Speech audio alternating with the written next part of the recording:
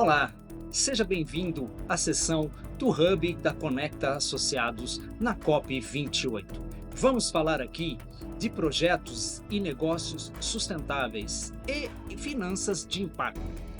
No Brasil, nós temos 66% de biodiversidade do nosso território protegido pelo Código Florestal, que preserva e conserva a segunda maior floresta e 20% da biodiversidade do mundo. Nossa agricultura e pecuária ocupa apenas 7,8% do território brasileiro. O agronegócio movimentou, em 2023, no Brasil, 2,66 trilhões de reais, o que representa 24% do produto interno bruto, o conjunto de toda a riqueza produzida no país.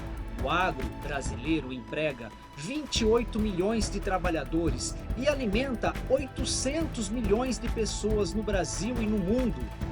O Brasil é referência mundial no agro. É o maior exportador de soja, o maior exportador de milho e pode se tornar ainda, em 2023, o maior exportador de algodão, entre outros produtos agrícolas. Produzir alimento é garantir a vida e a paz mundial. A nossa energia elétrica é limpa, 86% da matriz de geração de energia é renovável no Brasil. E ainda temos o biodiesel, o etanol, ambas tecnologias de combustível limpo e renovável que sequestram carbono. Hoje, agradecemos esse espaço do ICC Internacional em nos permitir mostrar na COP28 as atividades e soluções inovadoras da Conecta Associados, que é um hub de integração de projetos e negócios sustentáveis. Atuamos do Brasil para o mundo com a missão de desenvolvimento de negócios sustentáveis através de nossos pilares estratégicos, como, por exemplo, dar suporte a projetos de mensuração e comércio de ativos ambientais de florestas e agricultura, além do carbono. Apoio ao processo da transição energética, geração de energia renovável, a criação do Power Shoring e a acreditação da matriz de energia do Brasil em taxonomias internacionais para a emissão de títulos verdes e ações em prol da segurança alimentar, com a aplicação de métodos de produção de alimento por meio da agricultura regenerativa. O Hub da Conecta Associados, há 10 anos, realiza a conexão entre instituições públicas e privadas, com soluções integradas para projetos e negócios sustentáveis, a partir de estruturação, de finanças de impacto, indicadores ESG, com atenção a mudanças climáticas em prol dos setores como agronegócio, infraestrutura e energia para o acesso dessas atividades à economia verde mundial. Muito obrigado pela sua atenção. Vamos agora ouvir os nossos associados especialistas em finanças de impacto, agronegócio sustentável, energia renovável e também mudanças climáticas e a importância do setor privado dentro da pauta de tanta relevância ao nosso planeta.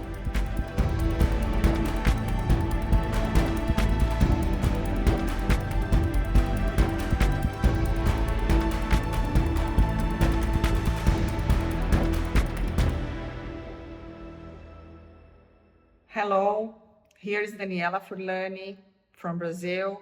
I am an agribusiness strategist and I'm so glad to be here collaborating with COP28.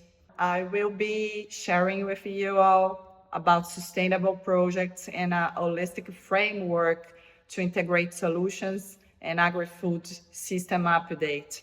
The whole world is passing through this green transformation and we have one unique mission.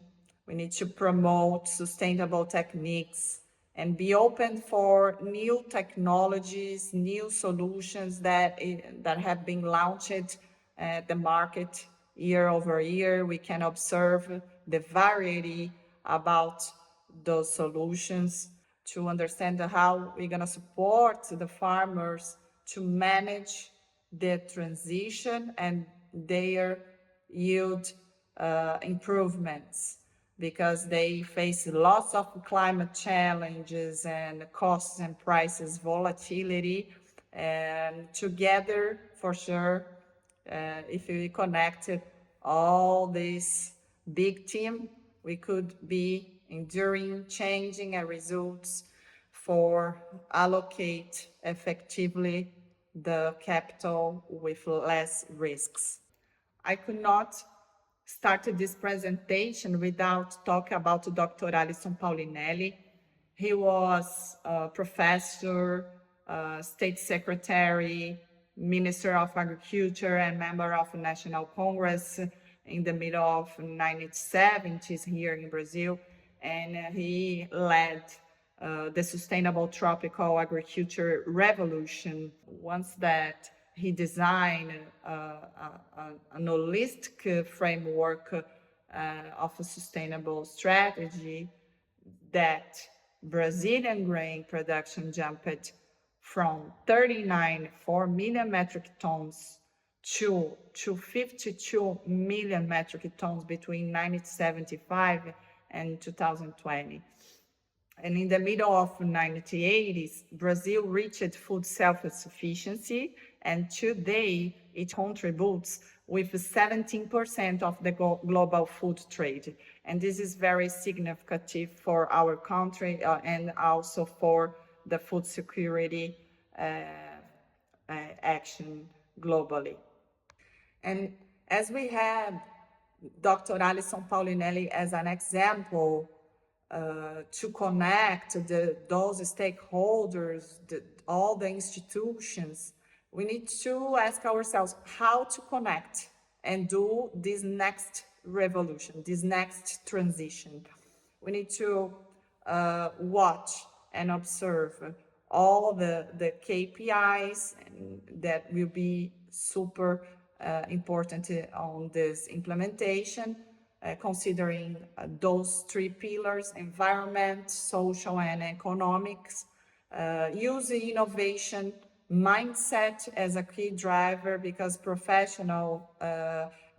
professionals, consultants, and business strategies, the producers, all the people need to be with the open mind for innovative solutions implementation. So we need to see global needs and understand how we can develop local solutions, integrating these right people to design and personalize projects, considering 4 biomes here in Brazil, personalized solutions and business models adjustments is another topic that is very important nowadays, because the solutions are changing, the way to produce it are changing also. And identify and include the mailing KPIs of those three pillars for project design and measurement of project deliverables. And the investors need to make a deep dive on understanding technical flow during project implementation. And this will be avoiding uncertainties during all the process. So an example of integrative projects is that we have innovation and biotechnologies. We have to intensify training programs and trading expertise between regions, and have the right partnerships to update the business models. And understand that regenerative systems nowadays considered how a key factor for we achieve success. According to the local biome and good practice, we need to trade some experience in between regions. So we need to be open for innovative ways and also connecting with new people. And about sustainable practice, optimizing and the use of natural resources, reduce carbon emission, increase production efficiency. Also, the product quality is a topic that is going to deliver health for the society. The diversifying of supplies and also start to use biological inputs, bio inputs is going to be very interesting during the transition, and integrating crop production or as we can say, we optimize the soil and start to measure about the quality to see if we are able to integrate some different cultivations, different crops, and the adoption of innovative solutions for agri-food production and also for energy. This will be providing lots of good impacts for social inclusion, also the bioeconomy, for all society. Regenerative agriculture is the right model for the society to start to learn much more, the farmers, and implementing the field. It's an agriculture of process. We cannot say that the regenerative agriculture is going to deliver good results at the first year, but we have to plan a timeline transition and optimize. The key fact is that regenerative agriculture optimizes the natural resources. And a good thing is that regenerative farmers are always measuring their indicators, their KPIs. And this is a topic that we cannot miss about it. Everything starts in the soil. So biological diversity is much more functionally efficient and productive. So they started to treat the soil to promote much more life and soil health.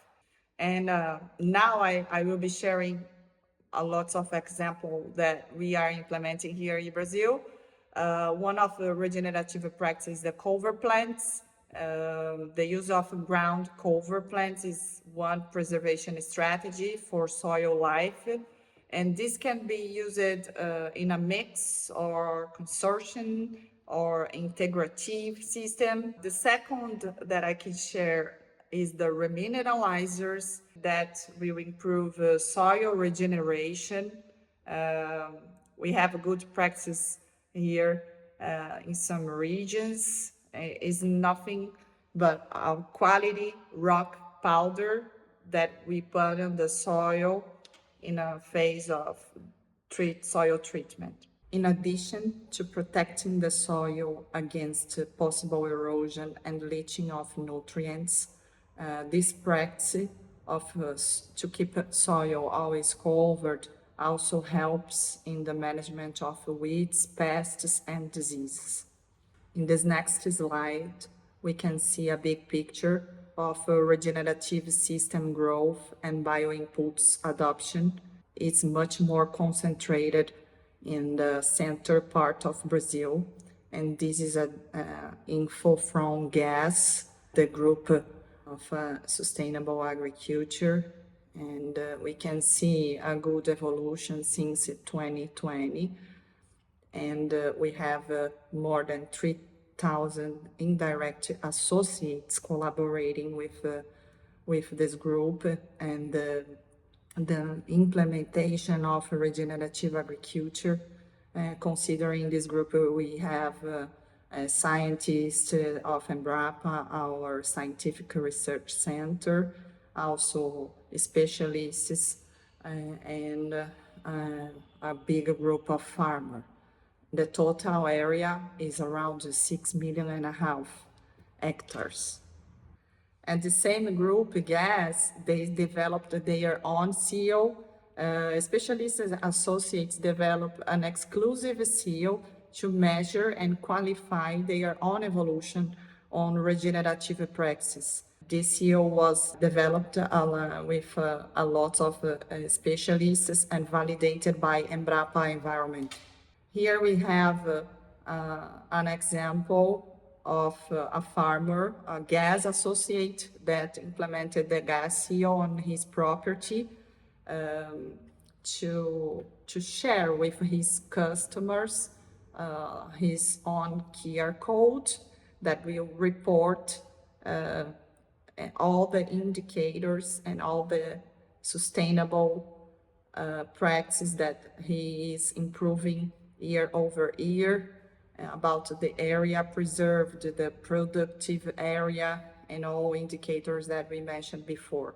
To support regenerative implementation, Landprint is a local startup that developed a business model to support the regenerative transition and measure sustainable practices by a farm rating system. So they have positioned three kind of products for producers to valuing environmental assets, keep providing strategy for higher profitability on their properties, for F&B corporation and trading companies that will keep transparency on targets for and in setting, strategic planning, and risk reducing, and for financial institution. The environmental analysis, risk analysis is going to be much more assertive with all the indicators in the report. And here is why farmers are adopting regenerative system. This success case is from Gas Associate. He started his transition around 2015, 2016, and he is having very interesting results on better crop yields, increasing soil fertility, and the replacement of chemical fertilizers is around the 80%, lower production costs. And one good thing that we need to consider, that adopting regenerative system and optimizing natural resources and preservation in their farms will be preparing farmers with sustainability demands and environmental market regulations. And here we have a good perspective, a good scenario comparing chemical to biological. The market opportunity is open, so we need to move forward on this green transition and enjoy opportunities ahead. As we follow global drivers, Brazilian professionals, farmers, scientists, and lots of associations personalized lots of solutions for our different biomes and intensified all the implementation for regenerative systems. So here we have some examples of some startups and associations and institutions that I have been working with. And this is this is good news for us. We want to see every single day much more activities on regenerative systems implementations. And this is the holistic message that I would like to share with you today. Thank you for your attention. And I can say that agri-strategy with the right people will feed the world. We need to carry in our hearts all practices for climate impact and food security. Thank you.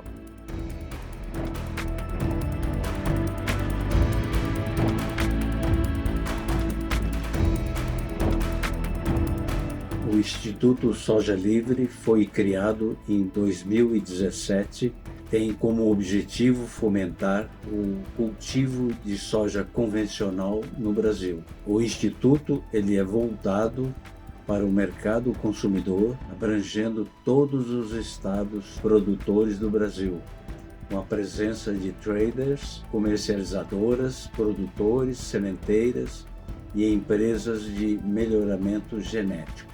A Conecta é nossa parceira responsável por atender às demandas técnicas de projetos estratégicos do Instituto. No seu relacionamento com fazendas, leve a orientação aos produtores de soja para a legalização dos títulos, como o certificado de cadastro de imóvel rural. Temos um projeto de originação, registro, certificação e comercialização de ativos ambientais, crédito de carbono, de agricultura. A Conecta é nossa gestora da plataforma de carbono, protocolo de créditos de carbono, soja livre, e é capacitada tecnicamente e institucionalmente a prestar ao Instituto os serviços de consultoria comercial para o negócio de compra e venda de créditos de carbono da carteira do Instituto, dos seus associados, parceiros e stakeholders.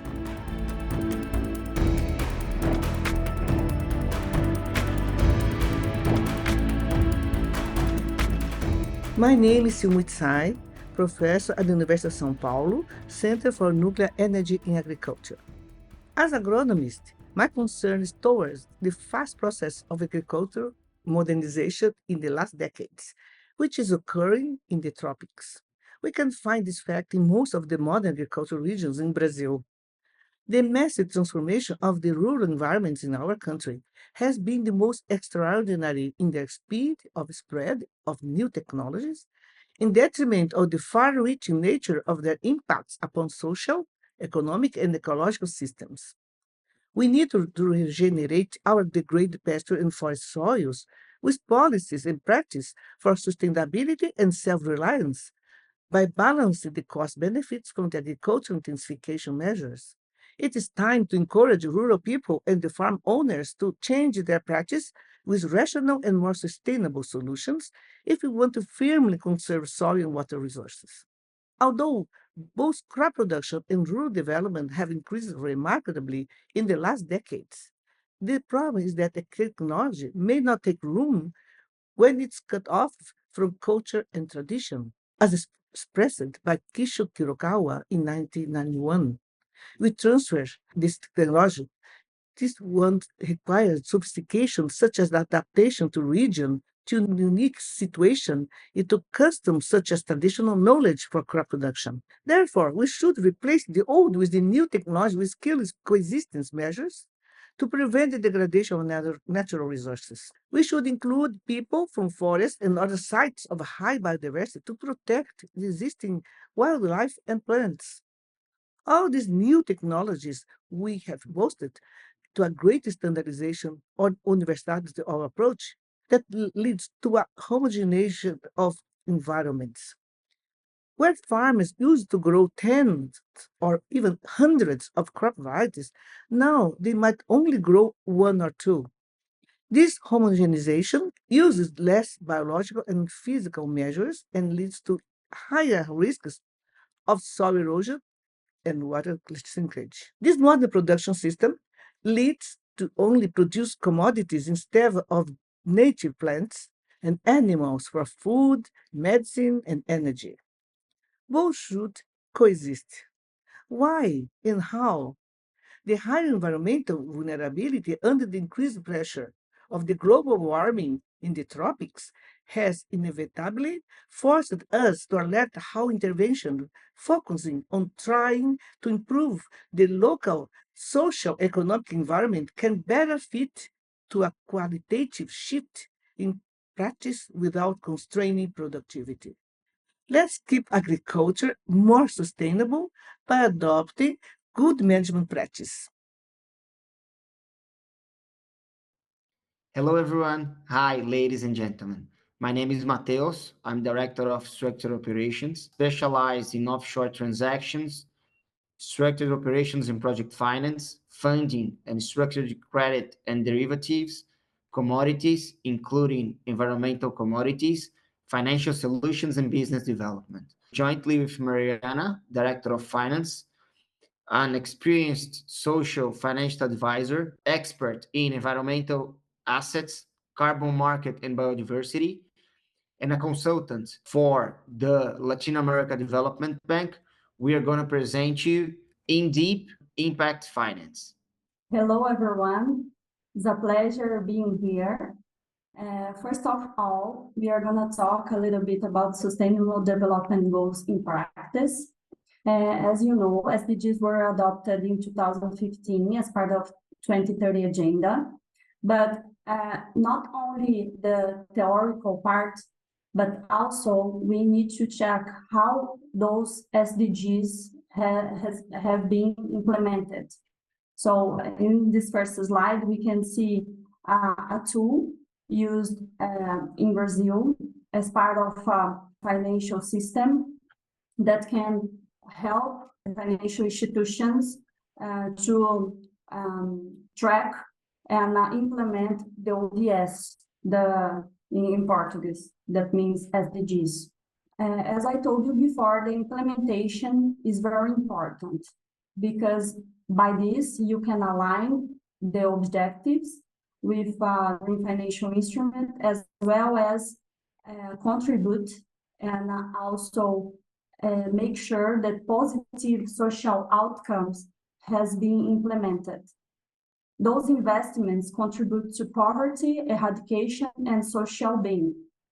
Also, we need to raise the importance of the public and private partnerships. Even though it's a private initiative, we need to collaborate with public sector in order to mobilize capital to achieve SDGs. We can see multilateral banks, investment funds, public partnership as a main actors in the global financial system. Talking about green international economic and financial instruments, I've prepared the six main financial instruments to be understood inside this presentation. The first one is green bonds, which are bonds issued by governments, financial institutions, or companies to finance environmentally friendly projects and activities. Those funds raised are strictly earmarked for projects such as renewable energy, energy efficiency, clean transportation, and biodiversity conservation. The second one are green loans. Those green loans are granted by financial institutions to companies and organizations to support environmentally friendly projects. The structure of those loans often include incentives for achieving specific environmental goals or are as well earmarked for projects such as renewable energy, energy efficiency, and others. The third financial instrument are green debt swaps. We're going to go a little bit deeper inside this instrument later in the presentation, but those are, in general, financial transactions in which the creditors agree to cancel or reduce a debtor's debt in exchange for the debtor committing to invest in environmental projects. We are going to see later how this can help developing countries and mostly countries on debt to enhance and improve its investments in the environmental agenda, environmental conservation, and at the same time having discount or better payment conditions. Then we have responsible funds, ESG funds, later green financing initiatives by multilateral banks, as Mariana said, and as well green equity, a concept that refers to ownership or equity participation in companies or projects with a strong commitment to environmental sustainability. What are green bonds? How they are used to finance environmentally positive projects? We can see as initiatives such as renewable energy projects to development of sustainable infrastructure, and we see a rapid expansion and a growth of those bonds in Brazil, especially in the subject of energy transition. Also, the social bonds, they have been playing a very important role inside of the market because even though we have green bonds, we need to have some social part also be included. The social bonds actually, they are responsible debt security to finance social programs such as health, education, well-being. So we have a lot of interactions when we talk about the integrated project. The sustainable financial instruments, we need to have a framework to base ourselves, such as the climate bonds and green bonds principles. Here we have UNEP initiative, financial initiative that can also give us some framework in order to align with universal principles. And the climate bond initiatives has different kind of information that we can make sure that those structures has been well implemented. Nowadays, we talk a lot about the SDG bonds. Is not there is no global framework yet established, but some issuers associate bonds with SDG based on audit frameworks. We have the transition bonds, as I told before, especially in energy transition. We have some sustainable bonds such as blue bonds for ocean protection, and also the pink bonds, for instance, support health problems, cancer research. We see there's a label diversification increasing a lot beyond those green bonds from 2013 to 2023. So you have a very high demand for climate bonds in exchange for lower rates.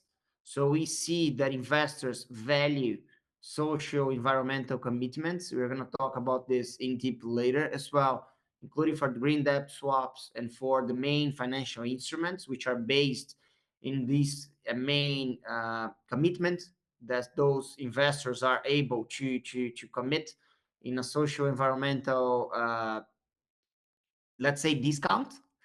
And then we have impact bonds, such as social impact bonds. The compensation is linked to measured impacts. So in Brazil, we have those social impact contracts, CIS in Portuguese, which have a compensation linked to the measured impact of interventions.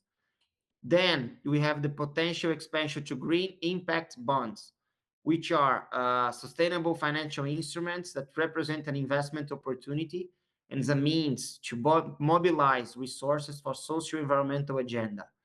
They have the potential to make a difference in society and the planet. And if you see in the chart, we see that from 2016, we see a bigger diversification through social bonds, sustainable bonds. We see that this might be a trend, and there are also new green bonds always being developed, which can be also placed in the local Brazilian or in the international market. Then I'm going to talk about a little more about the green bond structure. It's essentially very similar to the regular bond structure. So we have a bond issuer,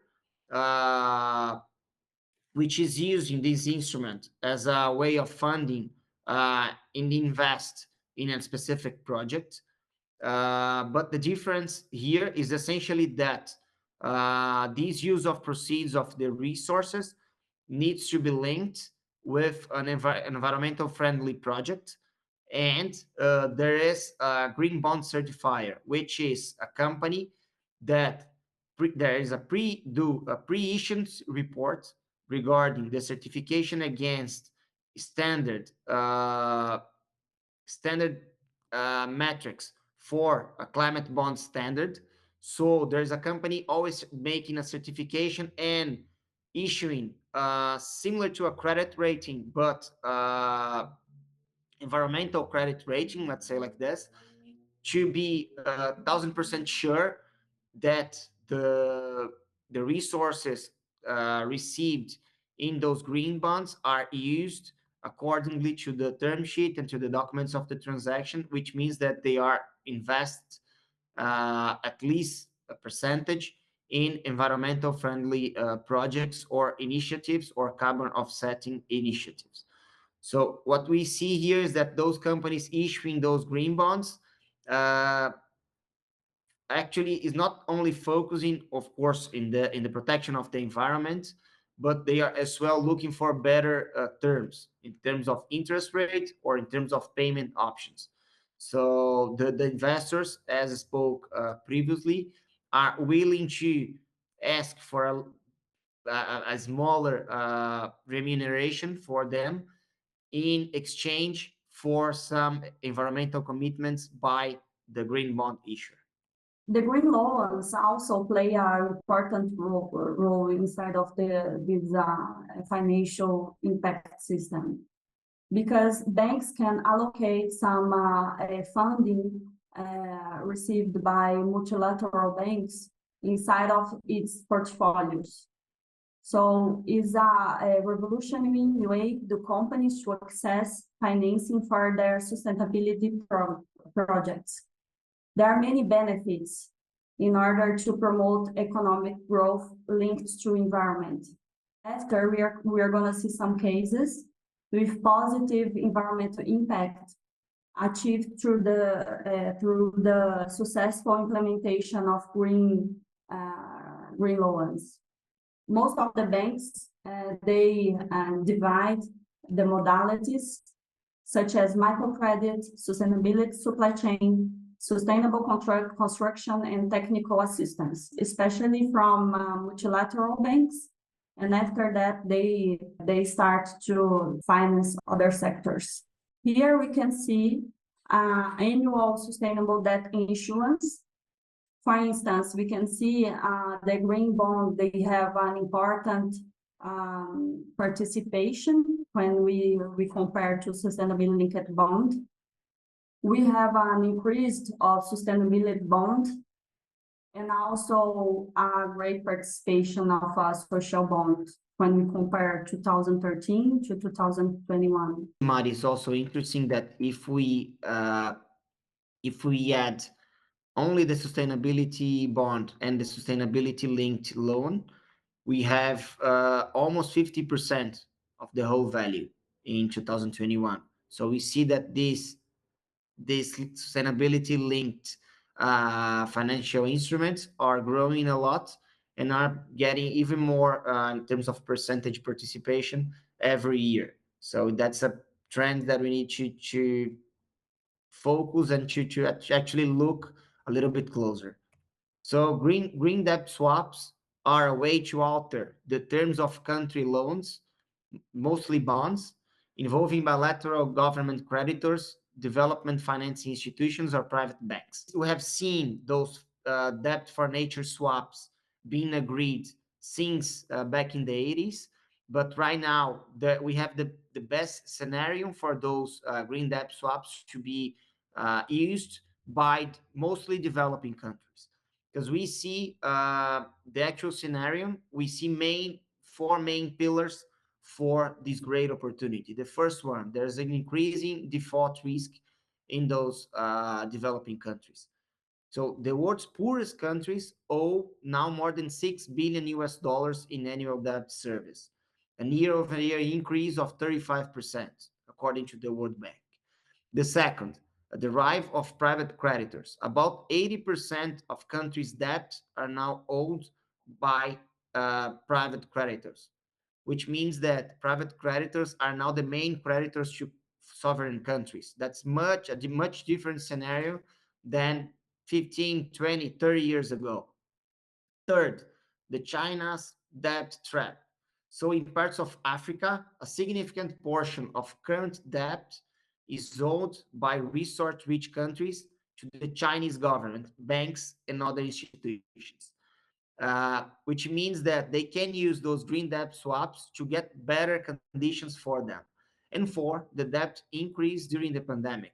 During the pandemic, we saw exacerbated levels of indebtedness by many countries. All developing and developed countries as well had to recur to those debt instruments in order to get cash for their population to survive. the pandemic, the COVID-19 pandemic, and most of them saw their debt increase skyrocket.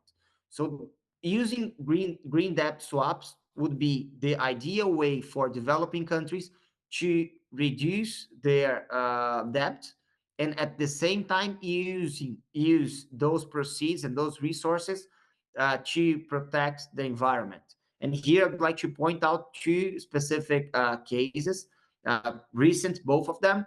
The first one is Ecuador, who renegotiated their debts via green debt swap and got reduction of more than $1 billion US in terms of debt.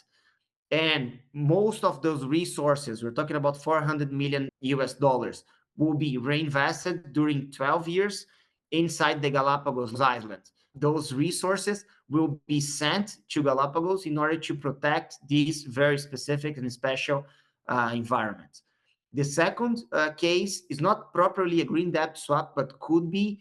But the Brazilian government this month just placed $2 billion US in the US of green bonds in a way of having resources to be reinvested in the Amazon forest and in the preservation of the Brazilian environment.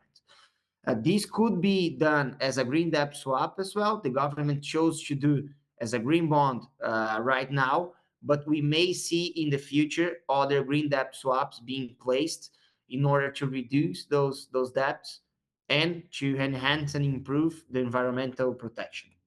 Following, it's also important to discuss about sustainable investment funds. Those I've divided into three main topics. The first one, of course, there need to be profitable and sustainable investments.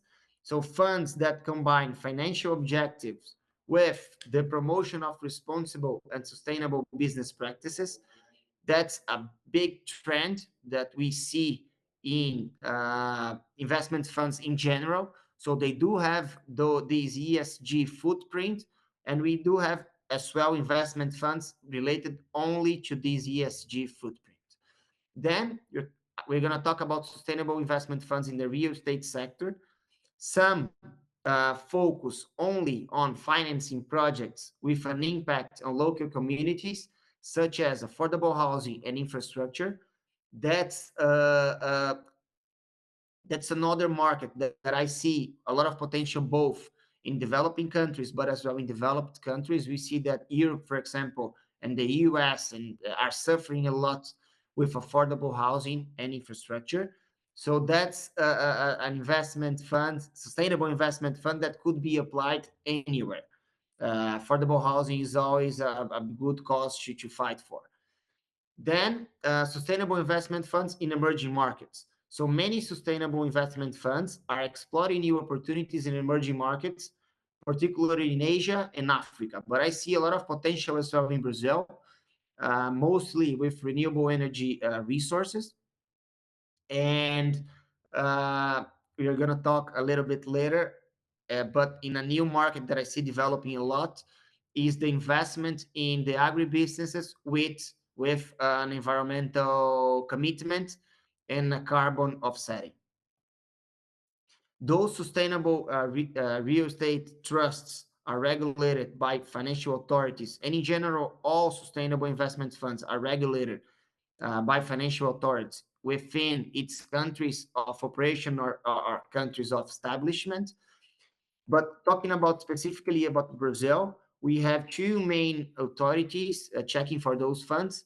CVM, which is the equivalent of the Brazilian SEC, and CVM has an extensive plan of 17 sustainable initiatives for 2023 and 2024.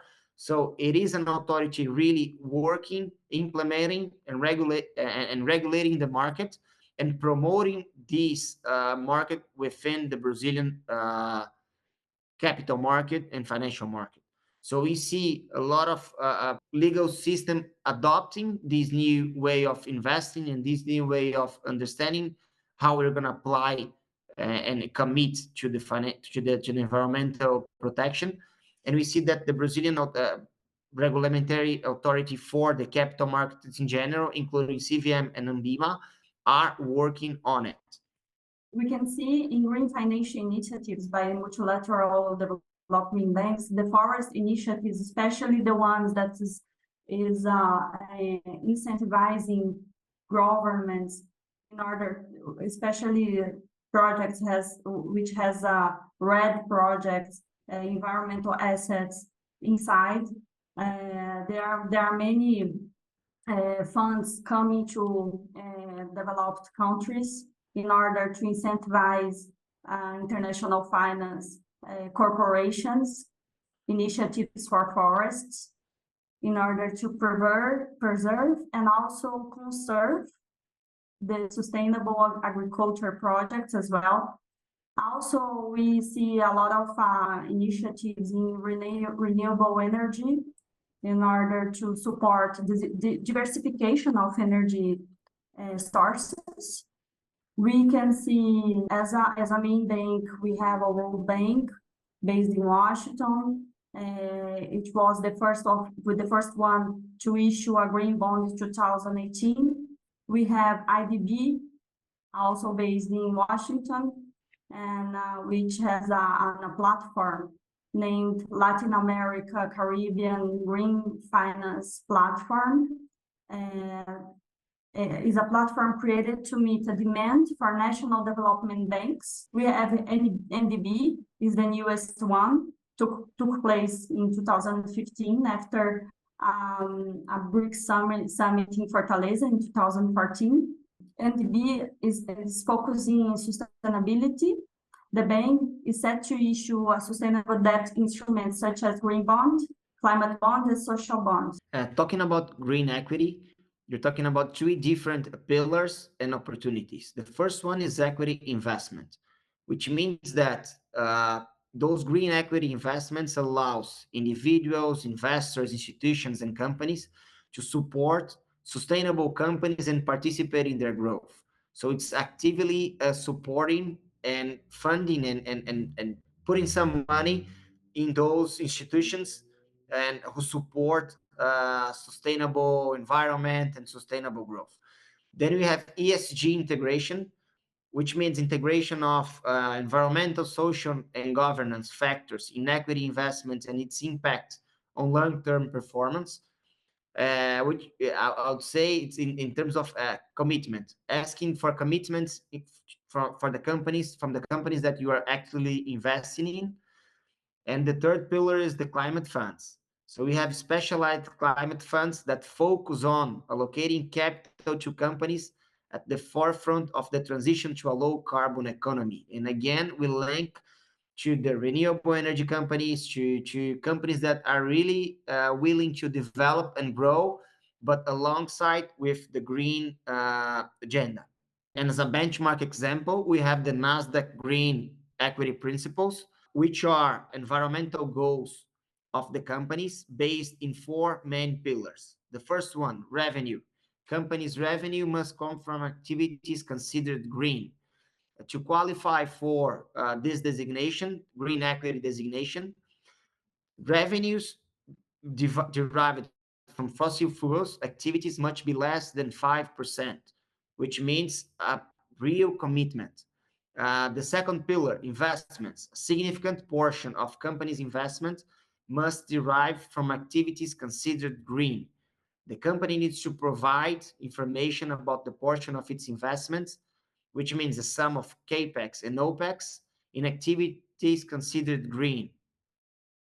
And the minimum for all green designations is over 50% of investments, which means, again, a big commitment from those companies. The third pillar, alignment with EU taxonomy. So companies must declare its alignment with the EU taxonomy for environmental sustainable activities. And the fourth pillar, environmental goals. Companies that wants to be a NASDAQ Green Equity designated company must provide information on its relevant environmental goals and KPIs, such as science-based goals and climate KPIs in the Paris Agreement. So what we see here is that we are evaluating with clear standards companies that really are committed to the green agenda to the green transition in order to be green equity designation company. But more than this could be a benchmark for other markets to incentivize their local companies. We can see the future of green financial instruments is we have three things that we need to pay attention. One is the technological innovation, the regulatory advances, and also the demand from investors. For instance, the traceability of the environmental assets is very important. So what are the innovation behind of those assets? How we are going to make sure all the traceability and also the insurance and the compliance of the operation. Also, in terms of laws, what is the regulatory framework that contributes to the development of this green finance? What is this country has laws for make sure that all that has been proposed is covered. Also, the demand, for instance, in case of the ESG funds, what are the demands for those kind of investment?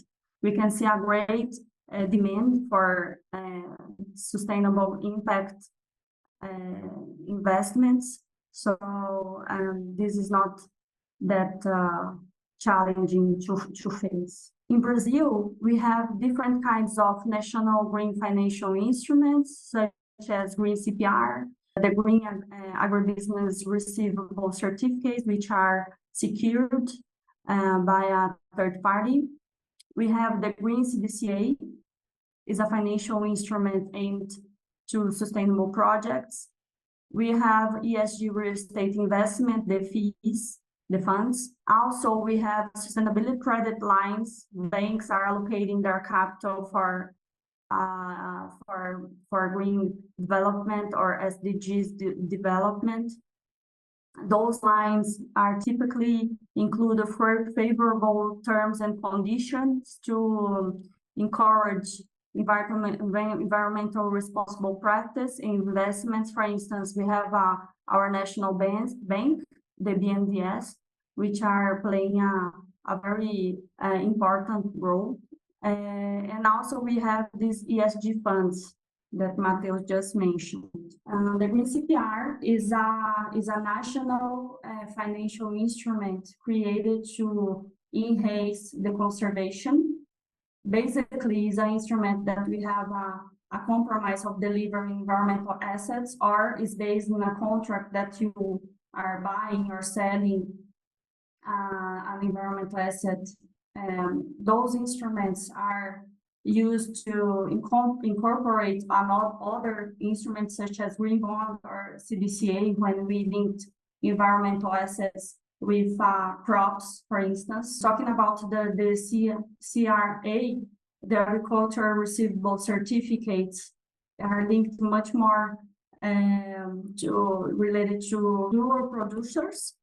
So we have all of those instruments inside of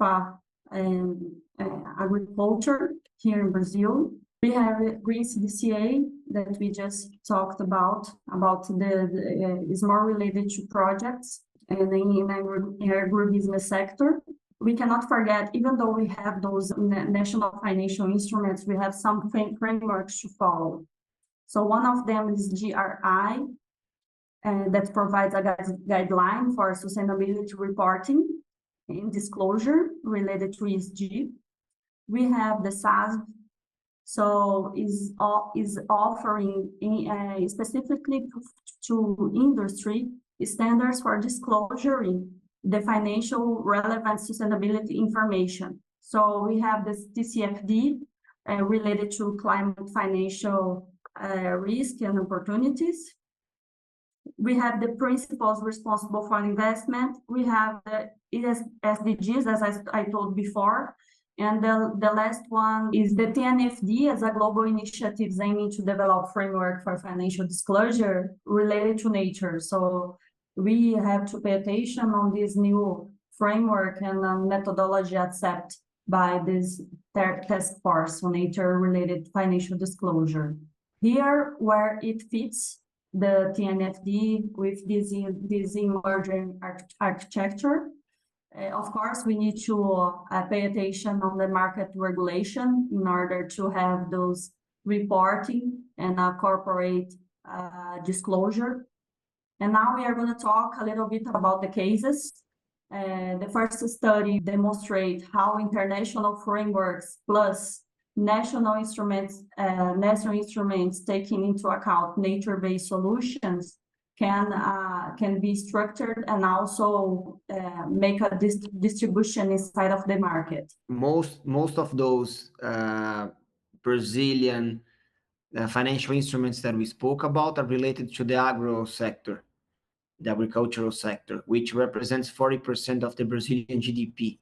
So that shows, clearly shows that that's a sector that's willing to move to this new agenda, to make this transformation between the production, the agri-production, which is necessary for both Brazil and worldwide, as Brazil is a big exporter of grains and food, but as well as responsible for the production and the sustainable protection of the environment and the environment commitment necessary for this new agenda. And the first case is the Cerrado program, which is Cerrado is a biome in the city center of Brazil. So the idea here is to develop a project for the local producers to, of course, produce their agricultural goods, but as well protect the environment of the region. So it is made a CRA, which is a certificate of credit receivables of the agribusinesses. So this company takes many CRAs from many producers, give them loans and receive those the CRAs, and at the same time as doing by securitizations, place this for investors who will then fund this production with a lot of environmental commitments. So there is an environmental committee to check the use of proceeds of the resources that those producers receive, and who will also send monitoring reports to the investors, who, again, it's always important to say that link, is willing to receive less interest, which helps a lot the producer as well, in order to have assured those environmental commitments, protection commitments. So that's, in my opinion, a standard procedure, very interesting for the Brazilian market, a lot of potential to do for both, for small, medium, and large producers. This could be a model for other solutions that we are also implementing in the Brazilian market. And it's important to say that this operation, the solution, can be placed within the Brazilian market, but as well in the international market.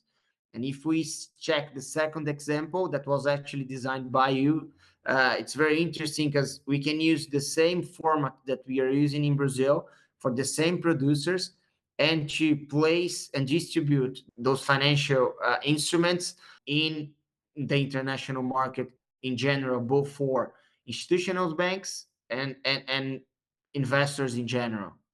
Now we are going to talk about the fictitious example. For instance, here we can see two securitization company in Brazil and abroad, in an offshore company, and those bonds has been distributed to international investors. So basically, this national securitization company finance the producers, and also those producers has a relations to trading companies which interacts to the securitization company, and also with suppliers. Basically, this CPR involving crop and environmental assets can mirror this bond abroad and receive money for international investors. Remembering, we have to follow all the international frameworks and all the KPIs that ensures that we are reaching all the SDG goals or part of them. The objective of the presentation mainly is to demonstrate that the market is moving towards a green agenda, and a green agenda requires a green financial structuring as well to support businesses, investors, the market itself.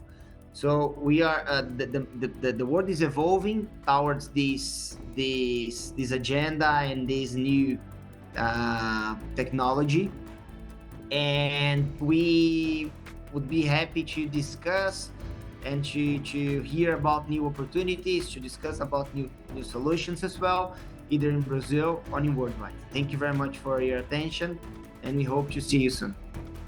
Thank you. Thank you very much.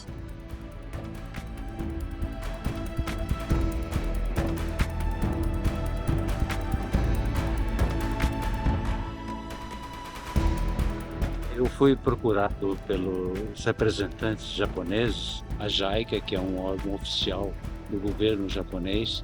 Eles querem criar uma alternativa de abastecimento de soja convencional, soja não transgênica, e nesse sentido nós nos socorremos da consultoria da Conecta para fazer o relacionamento, porque nessas ofertas que os japoneses fazem, seguramente nós teremos oportunidades de investimento para os fazendeiros brasileiros, para as indústrias brasileiras. Isso trouxe o Brasil num outro patamar.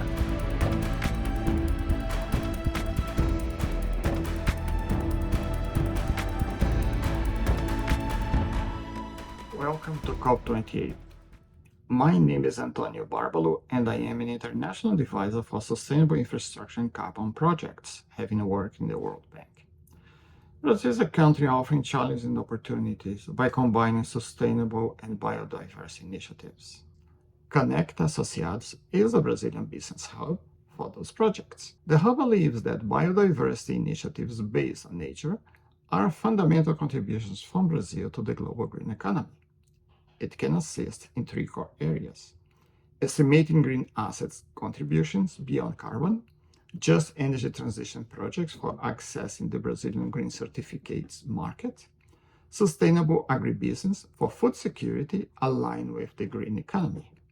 Conecta Associados Hub allows investors in public entities to craft integrated solutions aiming at international investing impact standards and monitoring results towards the green economy. Thank you and enjoy the conference. I am Paulo Toledo from Brazil. I work at the Ministry of Integration and Regional Development, and I would like to bring you some perspective from the public to the private sector uniting efforts in the combat against climate change. I extend my heartfelt gratitude to Clayton from Conecta for the invitation and to the ICC for the panel. Conecta stands out as a beacon of a different business model, aiming not only for success, but also for building bridges across diverse sectors and fostering collaboration for a sustainable future. Today, our world faces a stark reality. Despite global commitments and concentrated efforts, we are falling short in reducing and removing greenhouse gas emissions within the crucial mitigation agenda. Climate change, an existential threat, demands urgent and collective action. Moreover, as extreme climate events intensify, vulnerable communities find themselves increasingly exposed and ill-equipped to withstand these challenges. The need for adaptive measures to bolster resilience in these communities has never been more critical. Amid this landscape, the private sector emerged as a pivotal player in combating climate change. Among these various sectors, agriculture stands out, wielding significant influence in either perpetuating environmental degradation or fostering sustainable practices that mitigate climate impacts. In this context, Brazil, a culture of immense ecological wealth and agricultural prominence, is awakening to the imperative of transitioning its production system towards sustainability. The growing awareness within Brazil's agricultural sector to embrace more sustainable pathways is a beacon of hope in the global fight against climate change. Moreover, Brazil holds immense potential as a powerhouse for greenhouse gas sinks and removals. This potential presents a remarkable opportunity to attract substantial investments, thereby fostering not only environmental conservation, but also economic growth through sustainable practices. I hope this COP could deliver important pending decisions in the adaptation and the loss and damage agenda. In closing, I express once again my deep appreciation to Conecta for the kind invitation and commendable efforts in facilitating collaborative strategy across sectors.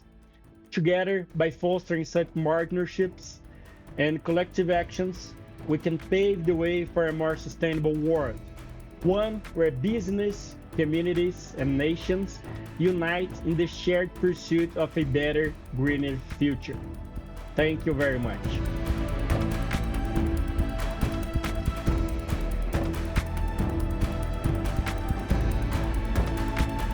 I hope you are having a very good time in Dubai at the COP. My name is Frederico Favacho. I am a partner at Santos Neto Advogados law firm here in Brazil. We are specialized in the agribusiness sector, and because of that, we've been working with sustainability for a very long time now.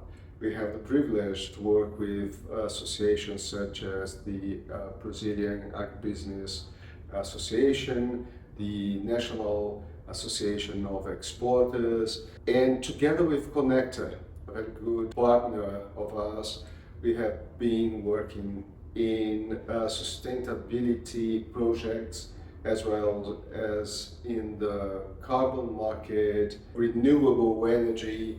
We are very glad to have been assisting Conecta in those projects from the legal perspective.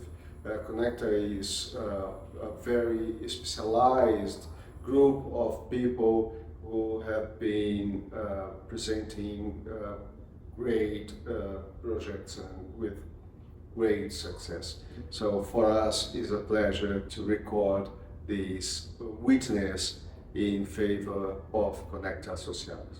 Thank you very much.